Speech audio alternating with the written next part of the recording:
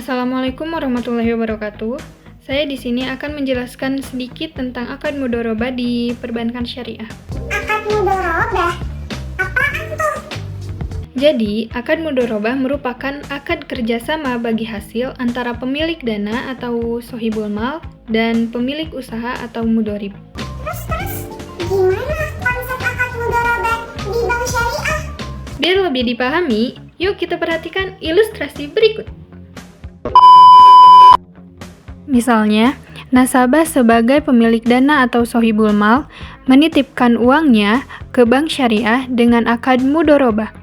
Kemudian, bank dan nasabah tersebut menetapkan dan menyepakati persentase keuntungan bagi hasil. Setelah itu, bank syariah sebagai intermediate mengelola uang tersebut untuk pendanaan usaha milik mudharib atau pelaku usaha. Nanti setelah usaha milik mudharib mendapatkan profit tersebut akan dibagi sesuai persentase yang sudah ditetapkan di awal. Nah, jadi bagaimana? Apakah lebih mudah dipahami setelah melihat ilustrasi video tersebut? Agar lebih mengerti dan lebih dipahami lagi, saya akan memberikan satu contoh tentang bagaimana penggunaan akad mudharabah. Jadi, tonton video yang berikut ini. Erli berencana untuk membuka usaha bakeri.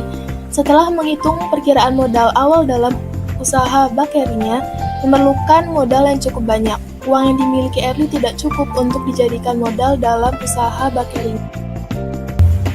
Akhirnya, untuk menutupi kekurangan modal yang dibutuhkan, Erli memutuskan untuk meminjam dana kepada bank. Erli meminjam kepada pihak bank sebesar 100 juta. Bank pun meminjamkan seperti yang diminta untuk digunakan modal usaha.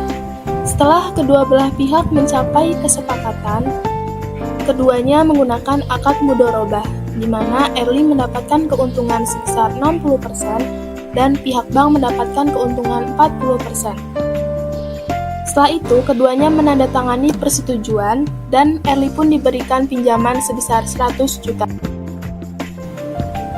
Pada usahanya di bulan pertama, Erli mencatat bahwa usahanya telah memberikan keuntungan sebesar 10 juta per bulan. Hingga pada akhir tahun tercatat bahwa Erli mendapatkan keuntungan sebesar 120 juta. Setelah usahanya berlangsung selama 1 tahun, seperti yang disebut dalam perjanjian, Erli terus menyetor uangnya kepada bank melalui tabungan mudharabah. Erli pun dapat mengembalikan uang yang dipinjam beserta keuntungan pada bank, kemudian dilakukan pembagian hasil yang besarnya sesuai dengan perjanjian yang telah disetujui.